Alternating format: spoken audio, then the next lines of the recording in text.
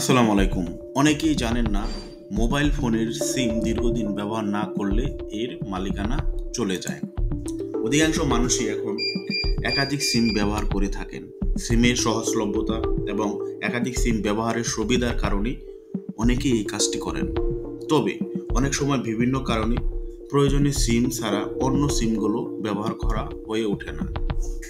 সেক্ষেত্রে সিমগুলো বন্ধ হয়ে থাকে দীর্ঘ সময়।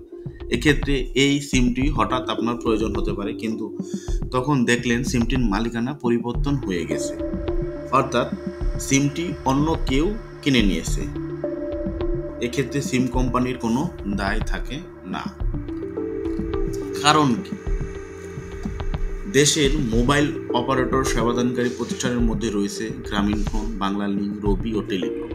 এই কোম্পানিগুলো বিটিআরসির নিয়ম অনুযায়ী তাদের কার্যক্রম পরিচালনা করে, অর্থাৎ দেশে সিমের ব্যবহার সংক্রান্ত সব কিছু নিয়ন্ত্রণ করে বিটিআরসি। বিটিআরসির বন্ধ সিমের মালিকানা সংক্রান্ত একটি নিয়ম রয়েছে। নিয়ম অনুসারে টানা 15 মাস অর্থাৎ 450 দিন সিম বন্ধ থাকলে এর মালিকানা চলে যায়। তবে সিম কোম্পানি থেকে আরও একটা সুযোগ দিয়েছে, এই 450 দিন পরে আরও অতিরিক্ত 30 দিন ধরে তারপরে সিমের মালিকানা পরিবর্তন করে। সুতরাং আপনাদের যাদের বন্ধ সিম আছে, এখনও ব্যবহার করতেছেন না, 15 মাস হয়ে গেছে কিংবা 450 দিনের অধিক হয়ে গেছে, এখনই অন করুন, নইলে আপনার সিমটাও বন্ধ হয়ে যাবে, দেখবেন অন্য কেউ চালাচ্ছে। তো আজকের মতো এই পর্যন্তই। ভিডিও ভালো লাগলে সামাজিক কাজে লেগে পড়ুন। আল্লাহ হাফেজ।